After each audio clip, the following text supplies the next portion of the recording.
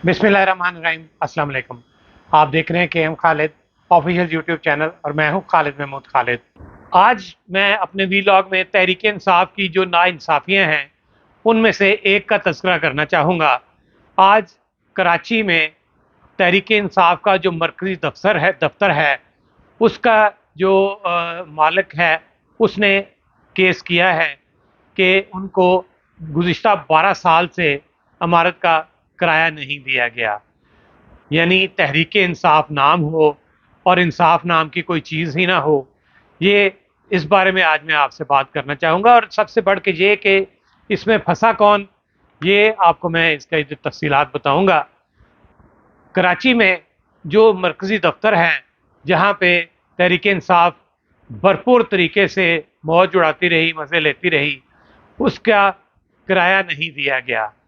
और ये बड़ा इंसाफ तहरीक इंसाफ के इमरान खान के कहने पे ही हुआ। जो उस दफ्तर के किरायानामे में जिसके दस्तखत थे उनमें इस वक्त के सदर डॉक्टर आरिफ अलवी, नईमुल हक और इमरान इस्माइल शामिल हैं।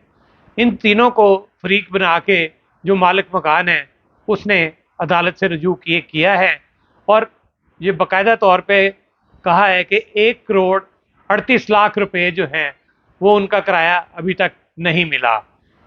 ये बात अहम है कि 9 मई के वाक़यात के बाद से जो मरकज़ी दफ्तर है कराची में तहरीक इंसाफ का, जिसके ख़िलाफ़ आज मुकदमा दर्ज करवाने की दरख्वास्त की गई है, उसको किराया ना मिलने का, वो सील है। सील ख़त्म करने के लिए भी दरख्वास्त दी गई और कहा जी कि अब वो चाहते हैं कि इमरान खान का जो दफ्तर है तहरीक इंसाफ का वो खाली करने और वो मालिक जो है वो खुद इसको अपनी जिम्मेदारियों पे और अपने इस्तेमाल में लेके आए। आरिफ अलवी इस पूरे मुकदमे में फंसते नज़र आ रहे हैं और तहरीक इंसाफ का इंसाफ जो है वो ठुस होता नज़र आ रहा है। इतनी बड़ी जमात इस्लाम का नाम लेना और दर्स देना रियासत मदीना का और लोगों के पैसे मारना, उनके साथ ज़्यादतियाँ करना, ये तहरीक इंसाफ का शुरू से शेवा रहा है। अब ये समझ नहीं आ रही कि इमरान खान आखिर किस वजह से नाम तो तहरीक इंसाफ रखा और इंतहाई बेइंसाफ़ी करते रहे। यकीनी तौर पे अब उनके लिए एक और मुश्किल वक्त आने वाला है। खुद तो मरे थे, अपने साथियों को भी ले डूबे। जिस तरीके से डॉक्टर आरिफ अलवी वो साइन कर चुके हैं किरायानामे पे, तो वो सीधे सीधे उनके खिलाफ नाअहली का केस भी जा सकता है और उनको मुकदमात जो हैं उनका सामना करना पड़ सकता है।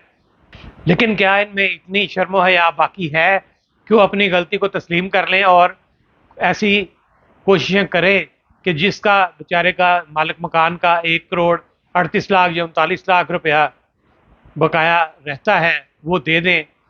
इतना पैसा इकट्ठा किया इमरान खान ने, कभी शौकत खानम का जो चंदा था वो इस्तेमाल किया तहरीक इंसाफ के लिए, कभी लोगों से टेलीथॉन के ज़रिए पैसे इकट्ठे किए सैलाब की मद में, कभी ज़लज़ला ज़दगान के लिए पैसे इकट्ठे किए। लेकिन ये सब बातें ऐसी हैं जो तहरीक इंसाफ सिर्फ बयान कर सकती है, उसका बयानिया हो सकता है, लेकिन इस पर वो अमल नहीं करती रही। वो शुरू से ही नाइंसाफ़ी उनका शेवा रहा है और लोगों के पैसे मारना, हकूक़ सल्ब करना और ज़्यादती करना और गालम गलोच करना, ये तहरीक इंसाफ शुरू से ही अपना रखी है उसने, ये सिलसिला जो है।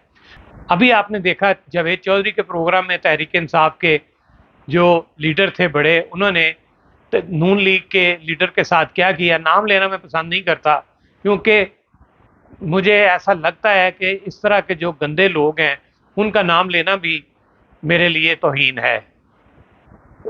तो ये सब इमरान खान का सिखाया हुआ है। आपने देखा एक तरफ लोगों के किराए ज़ब्त किए, उनको नहीं अदा किया, दूसरी तरफ बिल्डिंग पे कब्ज़ा कर रखा, तीसरी तरफ लोगों के साथ गालम गलोच और हाथापाई। ये तहरीक इंसाफ के लीडर के ही कहने पे सारा कुछ होता रहा और उसी की ही तरबियत थी जिसके नतीजे में आज ये सब कुछ लीडर उनके जो है वो कर रहे हैं। अब भी वक्त है, तहरीक इंसाफ के जो चंद बकाया लोग रह गए हैं وہ سمجھ جائیں کہ اب تحریک انصاف کا وقت ختم ہو چکا، ان کا مستقبل تحریک انصاف کا مستقبل اب ختم ہو گیا، اور وہ کسی صورت میں بھی آنے والے انتخابات میں وہ جیت نہیں سکیں گے، بلکہ حصہ ہی نہیں لے سکیں گے، کیونکہ جس طریقے سے انہوں نے پاکستانی فوج کے ساتھ اپنا پھڈا ڈالا اور جو کچھ کیا، یہ چھوٹی بات نہیں تھی۔ یہ تاریخ میں سیاہ حروف کے ساتھ لکھا جائے گا، اور تاریخ لکھنا شروع کر دی گئی ہے کہ تحریک انصاف کے عمران خان کیا تھے، انہوں نے کیا کیا کیا، اور کہاں کہاں انہوں نے اپنی دھوس جمانے کی کوشش کی، اور جو لوگ تحریک انصاف کے ورکرز تھے، لیڈرز تھے، ان کو بھی کیسے برباد کیا، تباہ کیا۔ آپ کو میری ویڈیو پسند آئی ہو تو اس کو لائک کیجئے اور اس پہ اپنے کمنٹ ضرور دیجئے۔ اس کے ساتھ ساتھ میرے چینل کو سبسکرائب کرنا مت بھولیے گا۔ آپ کا بہت بہت شکریہ۔